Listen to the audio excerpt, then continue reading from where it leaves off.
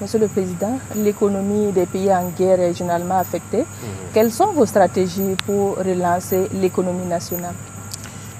Il y a beaucoup de choses en vue qu'on ne va pas peut-être dire tout de suite. Mais déjà, il s'agissait de maîtriser les dépenses publiques. Ça, on est en cours. C'est ce qui nous permet de faire des acquisitions. Deuxièmement, c'est vrai qu'on a coincé un peu au niveau de la dette intérieure pour pouvoir équiper l'armée. Donc, on a atteint une phase où on a ordonné, je pense qu'à partir de la semaine prochaine, tout ce qui est petite dette, on a mis un certain montant, ils vont tout payer la semaine prochaine. Et au fur et à mesure, en allant vers les grandes dettes, pour que l'économie interne puisse tourner aussi. Parce que si la dette intérieure n'est pas payée, ça ne pourra pas tourner. Mais il fallait faire ce break-là, s'équiper, s'organiser et commencer ça. Dieu merci, le peuple a été résilient. Et je pense qu'il est temps de permettre de souffler un peu pour que l'économie puisse tourner. Il faut qu'on s'industrialise, ça c'est impératif, parce que l'économie, ce n'est pas forcément compliqué.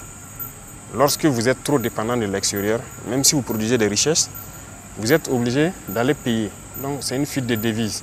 Vous produisez des matières brutes, vous envoyez à l'extérieur et ils transforment. C'est-à-dire vous envoyez l'emploi à l'extérieur. Et ici, vous ne créez pas d'emploi. Comment on va s'en sortir? Donc voilà pourquoi aussi nous avons lancé un processus d'industrialisation pour pouvoir employer les jeunes, mais aussi pour éviter que nos devises ressortent. Et d'autres secteurs importants, ce sont nos recherches naturelles. On a pu évaluer plus ou moins. Ce n'est pas que l'or. Ici, nous avons beaucoup de choses très intéressantes. Quand vous prenez rien que la construction, le ciment, ici au Burkina, nous avons le calcaire. Mais en plus du calcaire, nous avons découvert donc que nous avons un type d'argile très bien qui peut remplacer le clinker.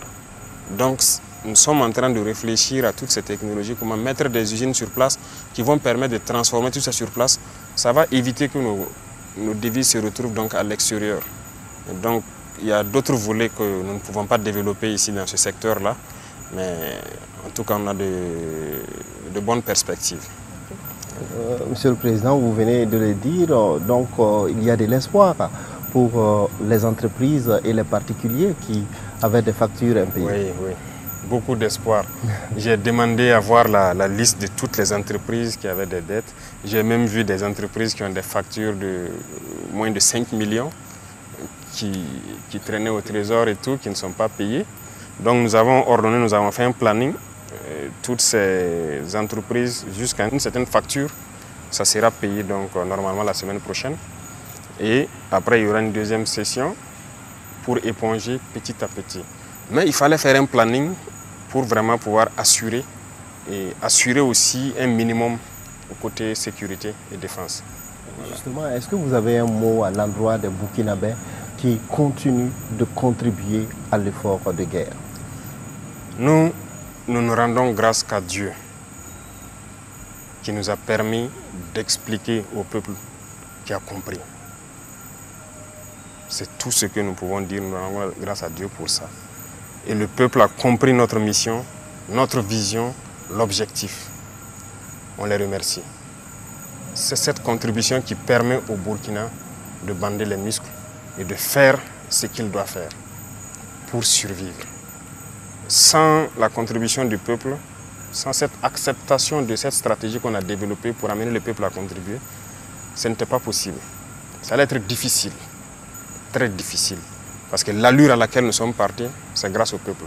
Sinon, comment est-ce qu'on allait pouvoir équiper, comme je dis, autant d'hommes dans un laps de temps? On allait peut-être prendre 2-3 ans pour les équiper à ce niveau-là. Mais le peuple a compris, on a mis beaucoup de mesures. Ils ont compris, donc on ne peut que dire merci à Dieu et merci au peuple qui a compris vraiment la mission. Voilà. Excellence, vous avez affirmé, vous avez procédé à la pose de première pierre pour plusieurs usines dans plusieurs localités. Comment votre gouvernement compte-t-il financer tous ces projets et faire en sorte d'assurer leur mise en œuvre efficace et durable? Oui. Les pierres qui sont posées, ça c'est déjà acquis. C'est la construction qui va démarrer. Mais il y a des usines qu'on était en train de construire depuis l'année passée, certains qu'on va inaugurer, avec certains partenaires privés. Mais il y a aussi des usines qui seront construites 100% par l'État. Et on a une stratégie de financement. D'abord, la caisse de dépôt de consignation d'avant, qu'on a transformée en caisse de dépôt et d'investissement. L'objectif, c'est de financer l'industrialisation. Il y a le Fonds burkinabé de développement économique et social aussi, que nous sommes en train de redynamiser pour pouvoir financer l'industrialisation. Et tout ça, nous allons nous appuyer sur les acquis de nos sociétés d'État. Parce que le système, comme on le disait, j'essaie d'expliquer ça l'autre jour à Banfoura, le système qui se passait n'est pas forcément bon. Voilà, il faut le dire clairement. On a des sociétés d'État qui font des bénéfices, mais c'est posé des DAT dans les banques. C'est bien. Si l'économie se portait très bien et qu'on n'a pas de défi, on peut garder en DAT, ça produit les intérêts. On peut prendre voilà, faire ce que les gens souhaitent là, c'est payer les 14e et 15e mois. Mais nous ne sommes pas à cette étape. Donc actuellement, on est en train de relire, je profite de l'annoncer, on va relire beaucoup de textes dans les sociétés d'État pour revoir d'abord le traitement. Ça, c'est une chose parce que c'est déséquilibré par rapport à la masse populaire. Et les DAT là, nous allons les toucher. Ça aussi, ça ne va pas plaire forcément aux institutions bancaires, mais il faut qu'ils comprennent que nous devons faire tourner l'économie. Et là, ça va eux-mêmes leur permettre de se développer. Lorsque l'argent est déposé, que ça ne travaille pas, ça ne sert pas.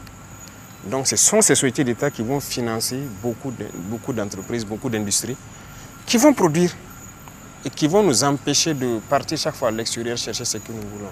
Donc ça, c'est la grande partie comme ça, mais il y a aussi nos recherches naturelles. Là où nous allons, le nouveau code va passer à l'Assemblée, nous allons aussi nous appuyer sur l'exploitation longue de l'or pour industrialiser le pays. Et nous allons exploiter, en tout cas pour ce qui est de l'or, nous connaissons le faire. L'APEC a été instruite, nous allons mettre en place, ça a commencé déjà avec la SONASP, les premières unités de traitement. Ça a été mis en place à Zorgo, d'autres sont en train d'être mis en place au sud-ouest, pour avoir de l'or, produire donc cette richesse-là qui va nous permettre de nous industrialiser. Bref, il y a beaucoup d'autres volets sur lesquels nous sommes en train d'appuyer pour y parvenir. Les salariés des sociétés d'État doivent s'attendre à une baisse de salaire? Pas une baisse de salaire, mais une correction. Pour certains, ça sera peut-être une baisse, pour d'autres, ça sera peut-être une augmentation, pour d'autres, ça va rester stable. Mais je ne vais pas rentrer dans certains détails, voilà, au risque de les créer des soucis. Mais la manière dont ça se passe, ce n'est pas bien. D'abord, c'est trop disparate. Chaque société fonctionne de sa façon. Que ce soit la grille salariale, que ce soit les conseils d'administration, chacun décide de comment se rémunérer. Ce n'est pas bon. Il faut équilibrer tout et avoir un principe. Voilà. Donc, c'est ce que nous sommes en train de faire. Donc, dans le principe, peut-être que certains verront leur salaire baisser, mais c'est pour la masse populaire qu'ils le comprennent.